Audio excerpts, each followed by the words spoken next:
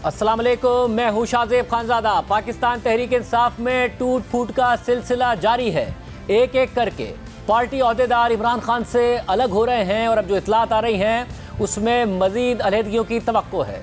Party की senior leadership party छोड़कर जा रही है और उनमें से कुछ ऐसी शख्सियात भी शामिल हैं जो इमरान खान के देरीना साथी थे और सालों से उनके साथ थे। आज तहरीक इंसाफ के चीफ ऑर्गेनाइजर और इमरान खान के करीबी साथी सेनेटर सैफुल्लाह नियाजी ने तहरीक इंसाफ को छोड़ने का ऐलान कर दिया है। इसके अलावा आज ही अबरारुल हक ने भी तहरीक इंसाफ और इमरान खान से अपनी राहें जुदा कर ली हैं, जबकि पंजाब के साबिक वजीर तालीम मुराद रास और फिरदौस आशिक अवान ने भी तहरीक इंसाफ को छोड़ने का ऐलान किया है। 9 मई को हुए हैं अटैक्स, चाहे बिल्डिंग्स पे हुए हैं, गाड़ियों पे जो भी हुए हैं, पाकिस्तानियों की प्रॉपर्टी पे हुए हैं। इस चीज़ को कंडेम करता हूँ। मैं तहरीक इंसाफ छोड़ रहा हूँ क्योंकि मुझे अपनी ज़िंदगी पे फोकस करना है, स्पेशली अपनी फैमिली पे और अपनी हेल्थ पे। जो इसमें मुलव्विस हैं उनको बिल्कुल सज़ा मिलनी चाहिए और कानून के मुताबिक सज़ा मिलनी चाहिए। I am parting ways with politics for now.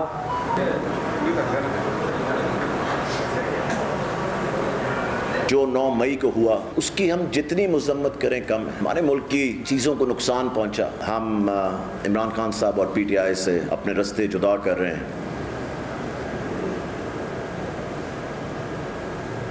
मैं इन तमाम शरपसंद और दहशतगर्द कार्रवाइयों की वजह से PTI का हिस्सा नहीं रहूंगी और अपने रास्ते जो है वो PTI से जुदा कर रही हूँ। इमरान खान का एजेंडा जो है वो पाकिस्तान के लिए जहर कातल बन गया। इस PTI का जो एक सफ़र था मेरे साथ वो आज इख्तिताम पजीर हुआ है, क्योंकि इस चिराग को आग लग गई है घर के चिराग से।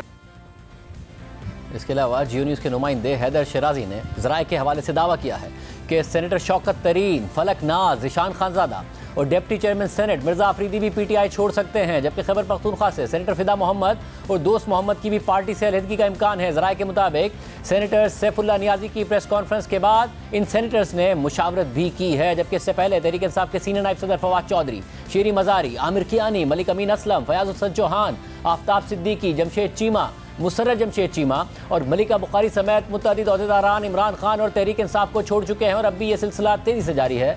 जबकि तहरीक इंसाफ के सेक्रेटरी जनरल असद उमर ने परसों अडियाला जेल से रिहाई के बाद पार्टी ओहदा और पार्टी की कोर कमेटी की रुकनियत से मुस्ताफ़ी होने का ऐलान किया था। आज नून लीग की चीफ ऑर्गेनाइजर मरियम नवाज ने विहाड़ी में जलसे से खिताब किया और कहा कि 9 मई के वाक़यात में इमरान खान अकेले मुलव्विस नहीं थे, बल्कि उनके पुराने सहूलतकार और सरपरस्त भी शामिल थे। इमरान इसमें अकेला नहीं था।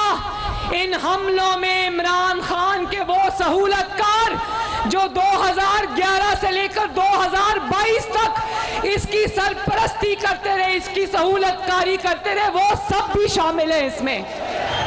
सवाल उठ रहा है कि आखिर ऐसी क्या बात है कि तहरीक इंसाफ की सीनियर क़यादत और इमरान खान के देरीना साथी भी चंद दिन की हिरासत या दबाव के बाद पार्टी या सियासत छोड़ने का ऐलान कर रहे हैं। अब से कुछ दिन पहले इमरान खान के घर पर लाइन लगी हुई थी टिकट लेने के लिए। अब क्या वजह है कि लोग टिकट वापस कर रहे हैं जो कि पंजाब असेंबली के लिए दिए गए थे और पार्टी छोड़ने का ऐलान कर रहे हैं? इस हवाले से भी बात करेंगे। उससे पहले बात करते हैं, हमारे साथ जियो न्यूज़ के नुमाइंदे हैदर शराजी मौजूद है, जिनकी खबर हम आपके सामने रख रहे थे। हैदर शराजी, क्या सेनेटर्स के हवाले से आपकी खबर है कि आपके ज़राए कह रहे हैं शौकत तरीन समेत PTI के कई सेनेटर्स पार्टी छोड़ने का ऐलान कर सकते हैं, इम्कान है? क्या इतलात हैं इस हवाले से? जी, पाकिस्तान तहरीक इंसाफ के जो सेनेटर्स हैं इस हवाले से सैफुल्लाह नियाजी की प्रेस कॉन्फ्रेंस से कबल भी वो 9 मई के वाक़े से की मजम्मत करते हुए पार्टी से लाताल्लुकी के हवाले से प्रेस कॉन्फ्रेंस करना चाहते थे, लेकिन सेनेटर सैफुल्लाह नियाजी ने पहले प्रेस कॉन्फ्रेंस की। इसी दौरान PTI के सेनेटर्स ने मुशावरत भी की है और इमरान खान के दौरे हुकूमत में माशी पॉलिसी पर काम करने वाले शौकत तरीन के हवाले से ज़राए का दावा है कि वो पार्टी से लाताल्लुकी का ऐलान कर सकते हैं। इसके अलावा ज़ीशान खानज़ादा के हवाले से ये ज़राए दावा कर रहे हैं कि वो भी पार्टी से अलग होने का ऐलान कर सकते हैं। फलक नाज, जिनको गुज़श्ता हफ्ते गिरफ़्तार किया गया था, इनके हवाले से भी ज़राए दावा कर रहे हैं। और सिर्फ यही नहीं बल्कि जो सेनेट में मिर्ज़ा मोहम्मद आफरीदी हैं, उनके हवाले से ये बताया जा रहा है कि जिस तरह गुज़श्ता रोज़ हाउस हमने देखा कि एक इंडिपेंडेंट सेनेटर ने पार्लियामेंट हाउस के बाहर टाक करते हुए, वो इंडिपेंडेंट थे, उन्होंने पीटीआई से दूरी का ऐलान किया। इसी तरह मिर्ज़ा मोहम्मद आफरीदी भी 9 मई के वाक़यात के मजम्मत करते हुए पीटीआई से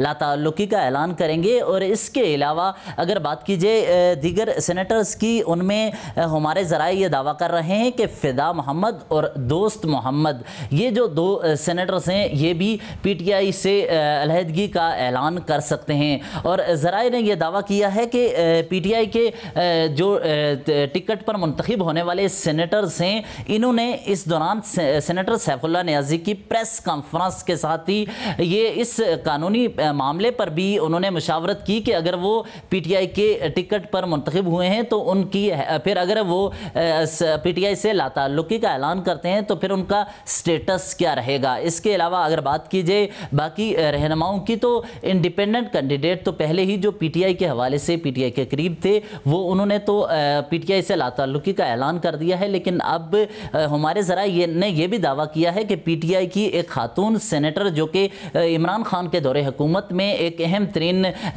उनका प्रोजेक्ट था, उनकी सरबराह बनाई गई थी, वो अगले 2 रोज़ में प्रेस कॉन्फ्रेंस करते हुए पार्टी से लाताल्लुकी का ऐलान कर सकती हैं। तो लिहाजा ये सैफुल्लाह नियाज़ी ने इससे कबल हमारे ज़राए का ये दावा है कि वो प्रेस कॉन्फ्रेंस उन्होंने सबसे पहले इसलिए की क्योंकि पीटीआई के 2 सेनेटर्स चाहते थे कि 9 मई की मजम्मत करें, लेकिन उससे कबल ही सैफुल्लाह नियाज़ी ने उन्हें रोका और उन्होंने कहा कि वो पहले प्रेस कॉन्फ्रेंस कर लेते हैं, जिसके बाद अब पीटीआई के अपने सेनेटर्स भी इस वाक़े की मजम्मत करते हुए पीटीआई से दूरी का ऐलान कर सकते हैं। जी बहुत शुक्रिया। इन मुतादिद रहनुमाओं से हम राब्ता भी कर रहे हैं, प्रोग्राम लाइव है, वो चाहें तो अपना मौक़िफ़ दे सकते हैं कि वो इस हवाले से क्या सोच रहे हैं।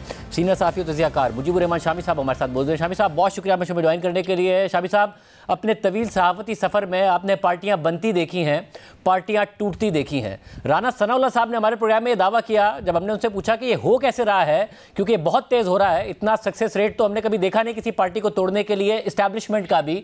तो उन्होंने कहा कुछ नहीं हो रहा है, हम इन रहनुमाओं को जाके दिखाते हैं कि किस तरीके से जो प्री प्लानिंग हुई थी इस सारे के सारे मामले की और अटैक्स की, उसमें वो मुलव्विस हैं, उनके मैसेजेस दिखाते हैं और उन्हें बताते हैं कि आपका ट्रायल होगा। तो वो कहते हैं कि जी ठीक है, फिर हम जेल तो नहीं बर्दाश्त कर सकते हैं, हम पार्टी छोड़ रहे हैं। ये इतना ही सिंपल है शामी साहब, क्योंकि सियासी रहनुमाओं ने, क़यादत ने माजी में बहुत जेलें बर्दाश्त की हैं, नून लीग ने खुद ने की हैं। ये इतना ही सादा या कुछ और हो रहा है? शाहज़ेब साहब शुक्रिया। ये जो कुछ हो रहा है इतना सादा नहीं है। इसके असल में इसके मल्टीपल रीजंस हैं, यानी कोई एक वजह बयान नहीं कर सकते। मुख्तलिफ अफराद जो छोड़ रहे हैं उनकी अपनी अपनी वजूहात हैं। बास तो ऐसे हैं जो प्रेशर नहीं ले सकते, जो मुकदमे का सामना नहीं कर सकते, जो चंद रोज जेल में नहीं गुजार सकते, लेकिन बाज ऐसे हैं जो ये मुशक्कत उठा सकते हैं लेकिन उसके बावजूद वो बददिल हो चुके हैं, उनको यानी हकीकी तौर पर सदमा पहुंचा है।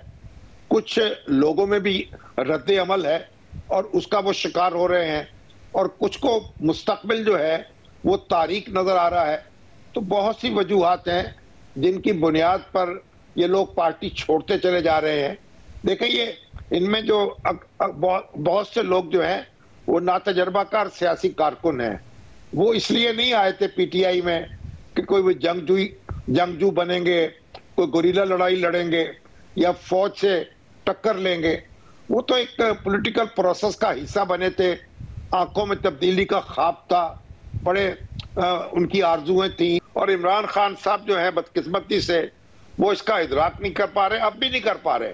मगर शामी साहब, खान साहब का अभी भी ये दावा है, वो कह रहे हैं कि तोड़ लें पार्टी, जिसे मैं टिकट दूंगा जीतेगा तो फिर भी वही ना। तो खान साहब को ये दावा है, और जाहिर है इनमें से कोई भी ऐसा तो नहीं है जो ये दावा करे कि जी हम इसलिए जीते थे क्योंकि हमारा वोट बैंक था। और खान साहब का अब तो अब ये कॉन्फिडेंस है कि और ज़्यादा वोट बैंक बढ़ गया है, तो वो अपने इस कॉन्फिडेंस की वजह से कह रहे हैं कि जो छोड़ के जा रहा है जाए, उस पर दबाव भी है तो जाए। शाहज़ेब साहब देखें, ये जो मैं तो हमेशा से कहता आया हूं कि ये जो मकबूलियत होती है किसी लीडर की या किसी पार्टी की, ये कोई मुस्तकिल नहीं होती, ये घटती बढ़ती रहती है। ये तो स्टॉक एक्सचेंज की तरह होती है, कभी शेयर का भाव बढ़ता है कभी घटता है। ये कोई पत्थर या लोहे की मानंद नहीं होती। और खान साहब का आपने देखा कि कई ज़ेरो बम से वो गुजरे हैं। 1 साल पहले जब उनका इख्तिदार खत्म हुआ तो वो कहाँ थे, वो उनकी मकबूलियत बहुत कम हो चुकी थी, हर बाई इलेक्शन वो हारते चले आ रहे थे। लेकिन जब इख्तिदार उनके हाथ से गया तो फिर जो कुछ भी उन्होंने बयानिया बनाया और फिर जो परफॉर्मेंस हुई, जो मुआशी मुश्किलात लोगों की कम नहीं हुई, वो सब ने यानी उनकी ताकत में इजाफा किया। और खान साहब जो हैं वो एक बड़े अपोजिशन लीडर के तौर पर उभर के सामने आए। लेकिन उन्होंने जो भी हिकमत अमली अपनाई, जो फैसले किए, जो अहदाफ मुतय्यन किए, वो तो कुछ हासिल नहीं कर पाए और सड़कों पर रखा उन्होंने मुसलसल अपने हामियों को, और बिलाखिर जो फौज से लड़ा दिया। यानी आप देखिए कि फौज से लड़ने के लिए पार्टीज नहीं बनती, ना पीटीआई इस काम के लिए बनी थी। तो जो एक फजा बनी जिसमें खान साहब समझ रहे थे कि अब उनका एक ही हरीफ बाकी है और उसी से वो निपटना चाहते थे, सियासी हरीफों से तो बात करने को तैयार नहीं थे और इसी में उनको मुगालता लग गया। अब आप देखें उन्होंने अपने हरीफ के चुनाव में बड़ी गलती कर दी है। वो समझ रहे थे वो हरीफ कमजोर है, वो हरीफ जितना भी कमजोर हो उसकी जड़ें अवाम में मौजूद हैं, उसकी इज्जत जो है लोगों के दिलों में है। लोग शिकवे भी करें, शिकायतें भी करें, तनकीद भी करें, तब भी वो ये लोगों की भारी अक्सरियत ये नहीं मंजर देख सकती कि फौज की सुप्की हो, उसकी रुसवाई हो और उसको कोई जेर कर ले। तो बहरहाल ये एक बड़ी मगर शाहिद साहब हमने माजी में ये देखा है कि ज़ाहिर इस्टेब्लिशमेंट से तो सियासतदानों की लड़ाई हुई, अगर वो शॉर्ट टर्म में उन्हें नुकसान भी हुआ तो लॉन्ग टर्म में जो जीत हुई और प्रिवेल किया वो सियासतदानों ने किया। आपको यहाँ से इस वक्त भी और अगले इलेक्शन में भी इमरान खान साहब के लिए क्या नजर आ रहा है, जितनी तेजी से लोग छोड़ के जा रहे हैं और जिस तरीके से ये सब कुछ हो रहा है? देखें, जब कोई कोहपैमा जो है वो किसी चोटी से नीचे गिरता है तो फिर आप ये अंदाजा नहीं लगा सकते कि वो कहाँ जाएगा, जमीन पे पहुंचेगा या कहीं दरमियान में ही हवा में उड़ जाएगा या किसी पहाड़ी पर उसका पांव टिक जाएगा या नहीं टिकेगा। तो खान साहब इस वक्त लुढ़क चुके हैं और अपने आप को संभाल नहीं पा रहे, बल्कि उनको एहसास भी नहीं हो पा रहा कि वो लुढ़के हुए हैं। तो जो वो बातें कर रहे हैं, ये सारा मामला इतना आसान नहीं है। ये 9/11 हो चुका है उनका और बड़ी शदीद सेटबैक हो चुका है, ब्लीडिंग हो रही है, गहरा जख्म लग चुका है और खान साहब पट्टी नहीं कर रहे, ब्लीडिंग नहीं रोक रहे। उनका ख्याल है कि वो सब चीजों को हवा में उड़ा देंगे, लेकिन अब हवा ऐसी है जिसमें वो किसी को उड़ाने वाले नहीं है। अब हवा उनको उड़ाने के दर पे है। साहब, तो इस सब में अब वो ज़ाहिर इल्ज़ामात भी लगाते हैं, मगर साथ में भी कहते हैं मैं बार बार रब्ता करना चाह रहा हूँ, मैं कमेटी बनाने को तैयार हूँ, जो ताकतवर लोग हैं वो उससे बात कर लें। तो इस वक्त तो ऐसा लगता है कि जैसे उनसे कोई बात करने को तैयार नहीं है, जिसकी वजह से वो फ्रस्ट्रेट होते हैं और फिर और इल्ज़ामात लगाते हैं। तो क्या फिर ताकतवर हलकों को उनसे बात कर लेनी चाहिए या हुकूमत को आगे बढ़ना चाहिए बजाय इसके जो कुछ हो रहा है वो हो?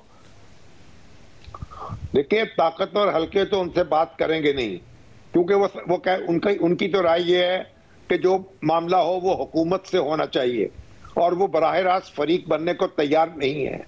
और इस वक्त जो सूरत हाल है, आप देखें जो जिस तरह 9 मई को जो कुछ हुआ है और जो वाकयात पेश आए हैं वो तो एक अनप्रेसिडेंटेड है। तारीख में ऐसे मनाजर हमने कभी देखे नहीं है। यानी तो फिर भी जुलूस निकलते हैं, जलसे होते हैं, लोग नारे भी लगाते हैं, लेकिन फौजी तनसीबात पर हमले नहीं करते।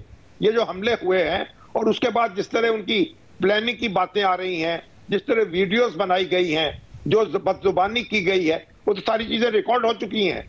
तो अब इसलिए बहुत मुश्किल है। ये मेरा ख्याल है खान साहब जो हैं वो उससे चूक गए हैं, बहुत बड़ी गलती हो गई है उनसे। वो जो हम कहते हैं ना कि मौले को मौला ना मारे तो नहीं मरता, और मौला जो है ये जो पॉपुलर लीडरशिप्स होती हैं ये अपने जोम में और अपने जोर पे गिरती हैं, इनको कोई दूसरा धक्का नहीं दे सकता, ये खुद अपनी राह खोटी करती हैं। और इस वक्त यानी बहुत मुश्किल सूरत हाल है और इस पर बड़े गहरे सोच की जरूरत है, तदब्बर की जरूरत है, तफक्कुर की जरूरत है। जो खान साहब कर नहीं पा रहे वो एक उसी रवश पे जा रहे हैं और उसी में जहां ठोकर उन्होंने पहले खाई है वहां मजीद ठोकर खाएंगे और फिर ठोकरें खाते चले जाएंगे अगर उन्होंने अपना रास्ता ना बदला और अपना रवैया ना बदला। बहुत शुक्रिया शामी साहब की गुफ्तगू आपने सुनी। प्रोग्राम में आगे बढ़ते हैं क्योंकि दूसरी तरफ इमरान खान की गिरफ्तारी के 17 दिनों के बाद आज वज़ीर सेहत अब्दुल कादिर पटेल ने इमरान खान की मेडिकल रिपोर्ट मीडिया से शेयर की और उन्होंने बताया कि अभी तफसीली मेडिकल रिपोर्ट आना बाकी है। जनाब का यूरिन सैंपल भी लिया गया, वो रिपोर्ट मैं आज आपसे शेयर नहीं करता, लेकिन इनिशियल रिपोर्ट के मुताबिक इसमें टॉक्सिक चीजें जिनमें शराब और कोकेन का बेदरेग इस्तेमाल। अब उसका तनासुब जब तक नहीं आता हम किसी हतमी नतीजे पर नहीं जाएंगे, लेकिन इब्तदाई रिपोर्ट के मुताबिक, और ये खान साहब को खुद भी पता है कि उनका यूरिन सैंपल लिया गया, कि दिमागी हालत के बारे में लिखा गया है कि the mental stability questionable, there were some appropriate gesture. अब यह आपका वजीर आजम था जिसके बारे में 5 सीनियर डॉक्टर्स का पैनल लिख रहा है कि the mental stability is questionable, there was some appropriate gesture. हमने वज़ीर सेहत अब्दुल कादिर पटेल को प्रोग्राम में आने की दावत दी मगर वो प्रोग्राम में नहीं आए। मगर जो रिपोर्ट मीडिया से शेयर की गई है वो आपके सामने स्क्रीन पर मौजूद है, जिसमें इमरान खान की मेडिकल हालत को स्टेबल और नॉर्मल कहा गया है और आखिर में लिखा गया है कि इमरान खान स्ट्रेस में हैं और एंग्जाइटी की अलामात भी हैं। गुज़िश्ता हफ्तों के वाक़यात की वजह से गुस्से का भी शिकार हैं। उन्हें सूरत हाल की संजीदगी का सही से अंदाज़ा नहीं है और उनकी ज़हनी हालत मुस्तहकम होने पर भी सवालात हैं और वो कुछ नामुनासिब इशारे भी कर रहे थे। मगर रिपोर्ट में ऊपर लिखा है कि इमरान खान की ज़हनी हालत मुस्तहकम है। हमने ये रिपोर्ट और वज़ीर सेहत की प्रेस कॉन्फ्रेंस 3 डॉक्टर्स के साथ शेयर की तो उन्होंने वज़ीर सेहत अब्दुल कादिर पटेल के इल्ज़ामात को मज़े का खेज़ करार दिया।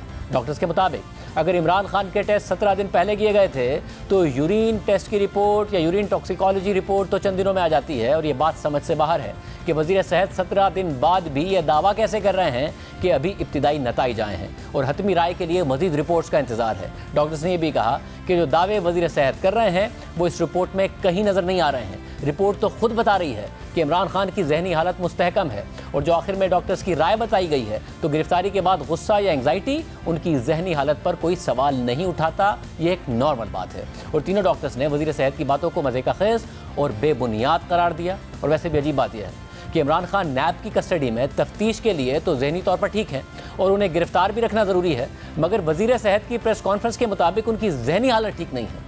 अहम बात यह है कि पाकिस्तान तहरीक इंसाफ ने वज़ीर सेहत और उनके मुआवनीन के खिलाफ भरपूर कानूनी चाराजोई के फैसले का ऐलान कर दिया है और मौक़िफ़ अख्तियार किया है कि इमरान खान ने अब्दुल कादिर पटेल, नैब, वज़ारत सेहत और पिम्स अस्पताल के डॉक्टर्स को कानून के कटहरे में खड़ा करने की मंजूरी दे दी है और इन इल्ज़ामात के खिलाफ हत्या की इज्जत समेत दीगर कवानीन के तहत कार्रवाई की जाएगी। प्रोग्राम में ब्रेक शामिल करते हैं और आम खबर इस पर बात करेंगे। हुकूमत ने गुज़िश्ता कुछ अरसे के दौरान सियासी और अदालती शख्सियात से मुताल्लिक सामने आने वाली मुबैना ऑडियो लीक्स की तहकीकात के लिए जस्टिस काजी फ़ाइज़ ईसा की सरबराही में एक कमीशन तश्कील दिया था जिसने काम भी शुरू कर दिया था और उसकी दूसरी समाअत कल यानी हफ्ते को होनी थी। मगर इस कमीशन के खिलाफ पहले इमरान खान सुप्रीम कोर्ट गए और फिर सुप्रीम कोर्ट बार के सदर आबिद ज़ुबैरी ज़ाती हैसियत में दरख्वास्त ले गए, जिस पर चीफ जस्टिस उमर अता बंदियाल ने अपनी सरबराही में एक 5 रुकनी बेंच बनाकर आज समाअत की और ऑडियो लीक्स कमीशन का नोटिफिकेशन ही मुअत्तल कर दिया है। ऑडियो लीक्स कमीशन को काम से रोक दिया है और अगली समाअत 31 मई को मुकर्रर की है। यानी ऑडियो लीक्स कमीशन की समाअत कल होनी है, उसके खिलाफ कल यानी गुज़िश्ता रोज़ आबिद ज़ुबैरी ने दरख्वास्त दायर की। कल ही दरख्वास्त की और नंबर अलॉट हुआ। आज दरख्वास्त समाअत के लिए मुकर्रर हो गई, आज ही उस पर समाअत भी हो गई और आज ही हुक्मनामा भी सामने आ गया है। 8 सफ़हात पर मुश्तमिल हुक्मनामे में कहा गया है कि ये एक तस्लीम शुदा और तयशुदा आईनी उसूल है जिस पर माजी में कमीशंस की तश्कील में कई बार अमल किया गया कि जब भी किसी मौजूदा जज को किसी कमीशन का रुकन बनाया जाना था तो उसके लिए सबसे पहले चीफ जस्टिस ऑफ पाकिस्तान से इजाज़त लेनी पड़ती थी। वफाकी हुकूमत ने कमीशन तश्कील देने में यकतरफा तौर पर काम किया। वफाकियत के तयशुदा उसूलों को मद्देनज़र रखते हुए बादियुन नज़र में मज़कूरा बाला आईनी उसूल कमीशन के दीगर 2 अराकीन पर भी लागू होगा, यानी हाई कोर्ट के चीफ जस्टिस पर भी लागू होगा और इसलिए उनकी तकर्री के लिए पाकिस्तान के चीफ जस्टिस की इजाज़त दरकार थी। लिहाजा बादियुन नज़र में कमीशन की तश्कील ही मशकूक हो गई है। दरख्वास्त गुजार के वकील ने उबूरी रिलीफ की इस्तदा की है क्योंकि कमीशन ने काम शुरू कर दिया है और 22 मई को हुक्म दिया है कि कमीशन का अगला इजलास 27 मई को होना है। इन हालात में अगली समाअत तक वफाकी हुकूमत की जानिब से 19 मई को जारी करदा गैर कानूनी नोटिफिकेशन और कमीशन की जानिब से 22 मई को दिया गया हुक्मनामा मुअत्तल है। इसके नतीजे में कमीशन की कार्रवाई रोक दी जाती है। ये भी दिलचस्प बात है कि दरख्वास्त गुजार हाफिज ज़ुबैरी की एक अपनी मुबैना ऑडियो भी है जिसकी तहकीकात ऑडियो लीक्स कमीशन कर रहा है। एक मुबैना ऑडियो इमरान खान की भी है जिसमें वो मुसर्रत जमशेद चीमा से अदालती केसेस पर बात कर रहे हैं, लेकिन इमरान खान और हाफिज ज़ुबैरी कमीशन के खिलाफ ही दरख्वास्त लेकर सुप्रीम कोर्ट चले गए। एक मुबैना ऑडियो चीफ जस्टिस उमरता बदियाल की सास की भी है जिसमें चीफ जस्टिस के साथ साथ जस्टिस मुनीब अख्तर का भी जिक्र है, मगर ये दोनों ही जजेस आज बेंच का हिस्सा थे। हुकूमत का दावा है कि चीफ जस्टिस की सास की ऑडियो होने की बिना पर हुकूमत ने कमीशन की तश्कील के लिए उनसे मुशावरत नहीं की और आज उनकी बेंच में शमूलियत पर एतराज़ भी उठाया था। हमारे साथ मौजूद हैं तारर मोहम्मद खुर्शीद वज़ीर आज़म। तारर साहब बहुत शुक्रिया, आपने मुतादिद इस हवाले से सवालात उठाए, प्रेस कॉन्फ्रेंस भी की हैं। चीफ जस्टिस ने आज कहा कि ये नॉर्म है, इस हवाले से पहले भी 3 नोटिफिकेशन वापस लिए गए कि चीफ जस्टिस की मुशावरत शामिल नहीं थी। सुप्रीम कोर्ट के इस हवाले से 5 फैसले भी मौजूद हैं। तो जो आप लोगों ने प्ली ली थी कि जी चीफ जस्टिस से क्यों नहीं आप लोगों ने मशवरा किया, आज चीफ जस्टिस ने वो मुस्तरद कर दी है, काम ही रोक दिया। बहुत शुक्रिया शाहजेब साहब। सबसे पहली बात यह है कि कॉन्फ्लिक्ट ऑफ इंटरेस्ट यानी आपके मफादात का तसादम होना, आपका पर्सनल इंटरेस्ट होना, या जो बीच में एक मुल्जिमा है या गवाह के तौर पर उन्होंने पेश होना है, इनकी सास साहिबा ने, जब सब्जेक्ट मैटर उनका है तो इसमें किस तरीके से चीफ जस्टिस साहब ये फैसला कर सकते हैं और इस केस को खुद कैसे सुन सकते हैं। माजी में ये मिसालें मौजूद हैं कि जहां पे जज साहबान के अपने फैमिली मेंबर्स की बात आती थी या अपने दोस्तों की बात आती थी या इवन सोशल सर्कल की बात आती थी, तो जज साहबान या तो बेंच से अपने आप को अलहदा कर लेते थे या केस सुनने से माजरत कर लेते थे।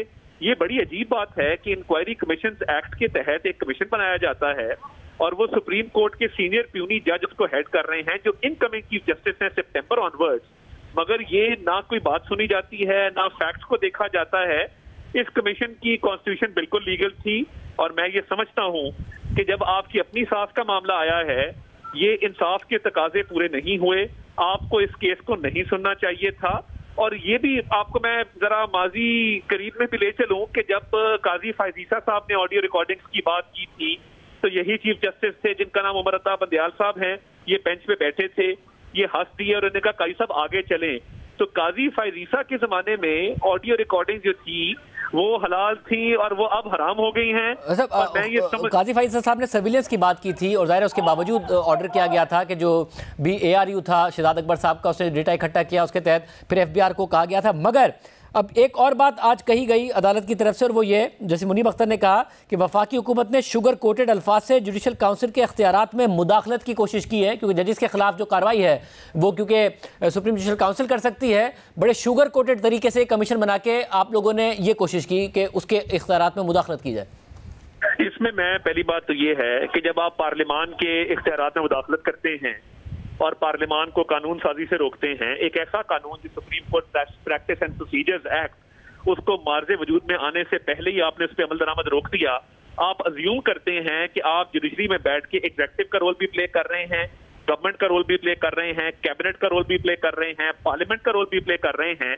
तो क्या तब आपको ये ख्याल नहीं आता कि आपका रोल जुडिशरी का है, जुडिशल ओवरसाइट का है, फैसले देने का है? आपका कतन ये रोल नहीं है कि आप पार्लियामेंट का रोल अज्यूम करें। Having said that, Munib Akhtar साहब का नाम उस ऑडियो में लिया गया। चीफ जस्टिस साहब की जो सास साहिबा हैं उन्होंने बाकायदा जिक्र किया कि मेरा मुनीब साहब से राब्ता है, जुडिशल डिसीजंस को इन्फ्लुएंस करने की बात है। तो मुनीब साहब का भी ना इस केस में बैठना बनता था ना बोलना बनता था। और फेडरल गवर्नमेंट ने आप आर्टिकल 209 का जितना अमल दरामद है, आप मुझे बता दें मज़ाहिर अली अकबर नकवी साहब के रेफरेंस को आए कितनी मुद्दत हो गई है, अभी तक उस पर या समाअत के लिए मुकर्रर किया गया हो या कोई पासपोर्ट की गई हो, बिल्कुल जीरो है, कोई कार्रवाई नहीं की गई। चीफ जस्टिस साहब के खिलाफ एक आधा रेफरेंस आया पड़ा है और चीफ जस्टिस के खिलाफ जब रेफरेंस आ जाए वो समाअत के लिए मुकर्रर करने का तरीकेकार किसी कानून आइन में दर्ज नहीं है। मतलब अगर अब सिचुएशन ये है कि सुप्रीम जुडिशल काउंसिल में अगर रेफरेंस मौजूद है तो चीफ जस्टिस उसको टेकअप कर नहीं रहे हैं। अगर आप कमीशन बना रहे हैं तो वो कह रहे हैं कि आप अदलिया के काम में मुदाखलत कर रहे हैं, सुप्रीम जुडिशल काउंसिल के काम में मुदाखलत कर रहे हैं। तो अब फैसला तो अदालत का आ गया और इख्तियार भी उनका है, तो आप कर तो कुछ नहीं सकते हैं। देखिए, हम ये जरूर कर सकते हैं कि हम एक और कमीशन बना दें।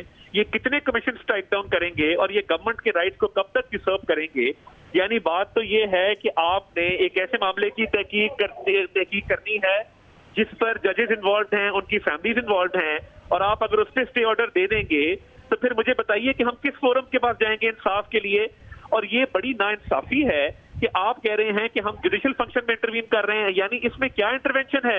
इंक्वायरी कमीशन एक्ट, देखिए जुडिशियल कमीशन बनाया होता, चीफ जस्टिस को लेटर लिखा होता, आप 100 दफा एतराज करते, वो बिल्कुल ठीक बात है। मगर अगर हमने जुडिशियल कमीशन नहीं बनाया और आपको लेटर इसके लिए नहीं लिखा, तो फिर आप किस तरह ये अज्यूम कर सकते हैं कि इंक्वायरी कमीशन एक्ट के तहत जो कमीशन बनाया गया है वो वही कमीशन है जो जुडिशियल कमीशन बनाए जाते थे? इन दोनों में फर्क है, लीगल डिस्टिंक्शन है, कॉन्फ्लिक्ट ऑफ इंटरेस्ट है। मैं ये समझता हूँ कि ये पॉइंट ऑफ व्यू बिल्कुल गलत है और ये बिल्कुल इसको तस्लीम नहीं किया जाएगा। बहुत शुक्रिया तातार साहब की गुफ्तगू आपने सुनी। सवालात उठ रहे हैं, पाकिस्तान के मुआशी मुस्तकबिल पर संगीन सवालात उठ रहे हैं, आपके सामने हकाइक रखेंगे एक ब्रेक के बाद। महंगाई और रवा माली साल के 10 माह के मुआशी अदाद शुमार सामने आ गए हैं। रवा माली साल मुआशी अदाद की रिपोर्ट भी सामने आ गई है, जिसके मुताबिक हुकूमत अपना कोई भी मुआशी टारगेट पूरा नहीं कर पाई है। रुपए की कदर गिरने से मुआशी साइज, महंगाई, फीकस आमदनी सब मुतासर हो गए हैं और खुद हुकूमत के जारी करदा अदाद शुमार के मुताबिक रवा साल का कोई भी मुआशी हदफ हासिल नहीं हो सका है। पर कैपिटा इनकम यानी फीकस आमदनी $1,568 रह गई है। गुज़िश्ता माली साल फीकस आमदनी $1,766 थी और रवा माली साल मुल्क की मईशत $34 अरब से सुकड़ गई है। ये नंबर्स हाल ही में नेशनल अकाउंट्स कमेटी में मंजूर किए गए, लेकिन इन हालिया सामने आने वाले अदाद शुमार से तरक्की की शरह के हवाले से एक नया तनाज़ा खड़ा हो गया है। रवा माली साल के लिए हुकूमत ने तरक्की का टारगेट 5% रखा था, लेकिन नेशनल अकाउंट्स कमेटी की मीटिंग से मंजूर होने वाले अदाद शुमार के मुताबिक रवा साल सिर्फ 0.29% तरक्की हुई, मगर इन अदाद शुमार पर भी सवाल उठ रहा है। इस हवाले से आज शहबाज राना की खबर के मुताबिक हुकूमती ज़राए का दावा है कि पाकिस्तान ब्यूरो ऑफ स्टेटिस्टिक्स पर मुआशी तरक्की का रेट तब्दील करने के लिए शदीद प्रेशर था।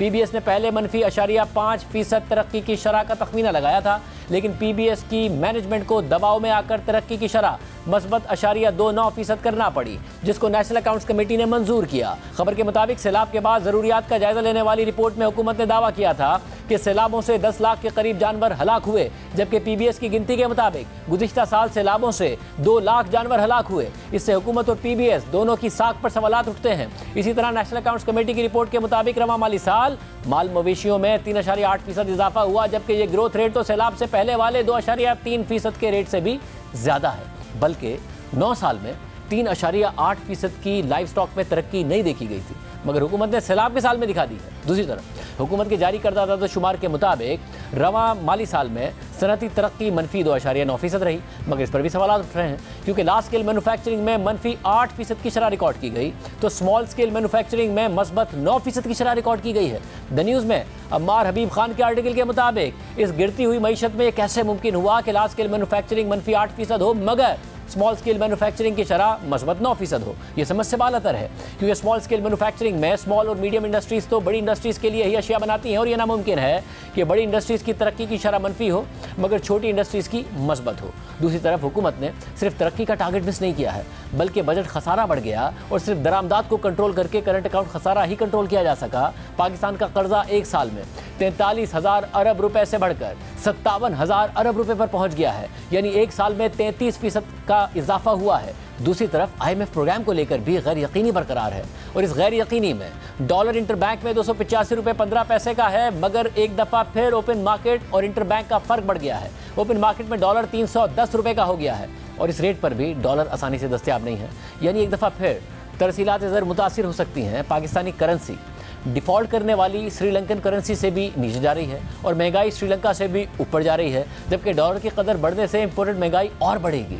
पाकिस्तान ब्यूरो ऑफ स्टेटिस्टिक्स के मुताबिक गुज़िश्ता साल के मुकाबले में रवा साल अप्रैल में महंगाई 36.4% रही, जो 1965 के बाद सबसे ज़्यादा महंगाई है, जबकि अप्रैल में खाने पीने की अशिया की महंगाई 48% से ज़ायद रिकॉर्ड की गई, यानी खाने पीने की अशिया की महंगाई 50% को छू रही है। शहरी इलाकों में खाने पीने की अशिया की महंगाई 46%, जबकि देही इलाकों में 52% से भी तजावुज़ कर गई है, जबकि शहरी इलाकों में तो अवाम अपने टोटल खर्चे का 30% खाने पीने पर खर्च करते हैं, मगर देही इलाकों में 40% खर्चा खाने पीने की अशिया पर होता है, यानी देही इलाकों में रहने वाले अवाम और ज़्यादा महंगाई के बोझ तले दब रहे हैं, क्योंकि खर्चों में बेपनाह इजाफा हो रहा है और आमदनी में इजाफा उससे बहुत कम है, और बेरोजगारी में भी इन मुआशी हालात में इजाफा हो रहा है। हर गुजरते महीने के साथ मुल्क में महंगाई मुसलसल बढ़ती जा रही है, यहाँ तक कि बढ़ती महंगाई में पाकिस्तान ने खित्ते में श्रीलंका को भी पीछे छोड़ दिया है, जिसने गुज़िश्ता साल डिफॉल्ट किया था। ब्लूमबर्ग की खबर के मुताबिक पाकिस्तान ने महंगाई में श्रीलंका को पीछे छोड़ दिया, जहाँ अप्रैल में महंगाई 35.3% रही। रवा साल पाकिस्तानी रुपया 20% गिरावट के साथ बदतरीन कारकर्दगी वाली करेंसी रही, जिसकी वजह से दरामदी अशिया की कीमतों में भी इजाफा देखा गया।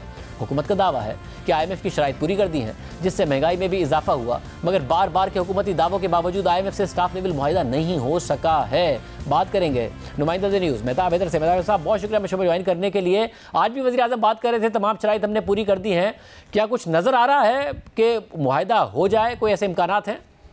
जी थैंक यू वेरी मच। देखें, बुनियादी तौर पे ये डार साहब जब ताजरों से FBR में गुफ्तगू कर रहे थे तो अभी तक तो वो अपनी होप्स का इज़हार कर रहे हैं, लेकिन अगर आप प्रैक्टिकली देखें तो बुनियादी तौर पे हम वापस उन्हीं पॉलिसीज़ पे जा रहे हैं जिसकी वजह से ये 9वां जायज़ा डिले हुआ था। आज भी आप देखें तो जो एक्सचेंज रेट है उसमें ओपन मार्केट के अंदर और इंटर बैंक मार्केट के अंदर जो है वो फ़र्क बढ़ता जा रहा है उसके रेट्स के अंदर। तो ये इंडिकेट करता है कि हम IMF के प्रोग्राम से डेविएट करने की कोशिश कर रहे हैं, क्योंकि उसकी एक वजह और भी है, शायद हज की आपको पता है कि ऑपरेशन शुरू हो चुका है तो उसकी वजह से भी डॉलर की शायद रिक्वायरमेंट ज़्यादा है। लेकिन बुनियादी तौर पे अगर हमने IMF के प्रोग्राम के अंदर वापस जाना है तो 2 इश्यूज़ हैं जिन पे अभी तक, एक तो ये एक्सचेंज रेट का इशू इंडिकेट कर रहा है, दूसरा IMF अभी भी, आप उनकी जितनी स्टेटमेंट्स रिसेंट दिनों में आप देख लें, रिसेंट वीक्स में, तो वो यही बताते हैं कि अभी तक एक्सटर्नल फाइनेंसिंग की जो एश्योरेंसेस हैं वो पूरी नहीं हुई। मेरे ख्याल में IMF $6 बिलियन पे ही गैप पे खड़ा है और हम उनसे ये कह रहे हैं कि चूंकि करंट अकाउंट डेफिसिट कम हो चुका है तो आप उसको $4 बिलियन या $5 बिलियन पर लेकर आएँ, लेकिन अभी तक IMF इसके ऊपर तैयार नहीं है। और डॉक्टर साहब ने जो दूसरी बड़ी इंपॉर्टेंट बात की वो ये है कि 30 जून को ये IMF के प्रोग्राम का पीरियड ख़त्म हो रहा है। अगर आइंदा चंद दिनों के अंदर ये 9वां रिव्यू कंप्लीट नहीं होता तो फिर एक ही ऑप्शन रह जाएगी कि हम बजट के नंबर्स शेयर करें और 9वां और 10वें जायजे को कंबाइंड कर दिया जाए। तो ऑप्शंस आर लिमिटेड, ऑप्शंस ख़त्म हो रही हैं और IMF का जो प्रोग्राम का पीरियड है वो 30 जून को आपको पता है ख़त्म हो जाएगा और अगर चंद दिनों में ये नहीं होता तो फिर ये फेल्योर की तरफ जाने के चांसेस जो है वो बढ़ रहे हैं। तो मगर ये तो तय है कि जो बजट होगा वो IMF की शराइत के मुताबिक होगा, कोई तजर्बा नहीं करने वाली है हुकूमत कि जी इलेक्शन है तो कुछ अलग किस्म का बजट दे दें। जो बजट की अभी तक की चीज़ें सामने आ रही हैं सर, वो बुनियादी तौर पे ये है कि ये एक एक्सपेंडिचरी बजट होगा, क्योंकि उसकी वजह ये है कि हमारा बजट डेफिसिट जो है, जितनी डेट सर्विसिंग की रिक्वायरमेंट्स हैं हमारी, उसको सामने रखते हुए बजट डेफिसिट को कंट्रोल करना मुश्किल होगा। शायद प्राइमरी सरप्लस तो हम जनरेट कर लें, लेकिन ओवरऑल बजट डेफिसिट जो है वो उसको कम करना जो है वो इन हालात में मुश्किल है। और एक ऐसे वक्त में कि जब इलेक्शन ईयर एक्सपेक्टेड है कि अगले साल होगा, तो उस टाइम ये IMF के साथ उसको अलाइन करके बजट नहीं बनाया जा रहा। लेकिन आप ये देखेंगे अगर IMF का प्रोग्राम रिवाइव होता है तो डेफिनेटली हमें IMF के प्रोग्राम को सामने रखते हुए फिर बजट बनाना जो है वो हमारे लिए मैंडेटरी और ज़रूरी हो जाएगा। लेकिन मैं आपको बताऊं, इस टाइम तक हम बजट के नंबर्स IMF के साथ शेयर नहीं कर रहे। पाकिस्तान का इसमें के बारे में मौक़िफ़ है कि 9th रिव्यू को पहले कंप्लीट करें, उसके बाद हम आपके साथ बजट के नंबर्स जो है वो शेयर करेंगे। बहुत शुक्रिया। बात करेंगे एक मस्बत खबर की। पाकिस्तान में तकरीबन हर शोबे में रिफॉर्म्स की ज़रूरत है और तालीम का शोबा उसमें सर फहरिस्त है और तालीम के शोबे में एक अहम डेवलपमेंट हुई है। पाकिस्तान में स्कूलों में सबसे बड़ा मसला टीचर्स की क्वालिटी का है, उनके मेरिट पर भर्ती होने का है, टीचिंग प्रोफेशन की वही इज्जत और अहमियत होने का है जो दीगर प्रोफेशंस में है। पाकिस्तान में आपको डॉक्टर, इंजीनियर, वकील, अकाउंटेंट या फाइनेंशियल एक्सपर्ट बनने के लिए जो मखसूस तालीम और ट्रेनिंग और स्किल दरकार होती है, मुतअद्दिद अहम शोबों में तो लाइसेंस के मरहले से गुजरना होता है जिसे दुनिया भर में होता है, ताकि तस्दीक हो सके कि आप उस काम की सलाहियत रखते हैं जिसके लिए आपको हायर किया जा रहा है। मगर टीचर बनने के लिए ऐसा नहीं है। इम्तिहान दें, टीचर बन जाएं, मगर अब हुकूमत सिंध ने इस हवाले से पहला कदम उठाया है और टीचर्स की भर्ती के लिए B.Ed प्रोग्राम के साथ एक लाइसेंसिंग एग्ज़ाम का आगाज़ किया है। सिंध के वज़ीर तालीम सैयद सरदार अली शाह के मुताबिक सरकारी स्कूलों में 16वें ग्रेड की 700 नई वैकेंसीज पहली से 8वीं क्लास तक पढ़ाने के लिए रखी गई हैं, जो पहले 14वें ग्रेड में होती थी और इसके लिए सिर्फ ग्रेजुएशन दरकार होती थी।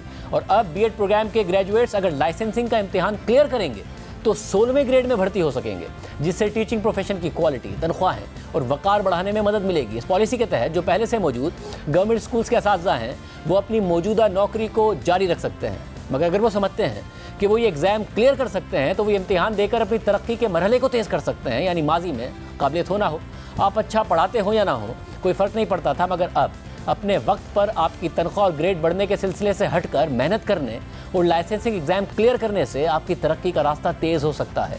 जो असातिज़ा कॉन्ट्रैक्ट पर हैं उनके परमानेंट होने का रास्ता तेज़ हो सकता है, और जो टीचिंग लाइसेंस आप अपनी काबिलियत के हिसाब से पहली से 5वीं, पहली से 8वीं और छठी से 12वीं जमात के लिए ले सकते हैं, उससे आपको फ़ायदा हो सकता है। और आम बात यह कि इस पूरे निज़ाम को बनाने में हुकूमत सिंध के साथ प्राइवेट सेक्टर ने अहम किरदार अदा किया है, और Aga Khan institute for educational development authority, Sindh teachers education development authority और दूरबीन ने इसमें बहुत अहम किरदार अदा किया है, और यूनिवर्सिटीज़, स्कूल मैनेजमेंट, टीचर्स, वालिदैन और स्टूडेंट्स के भी इनपुट से ये पॉलिसी लाई गई।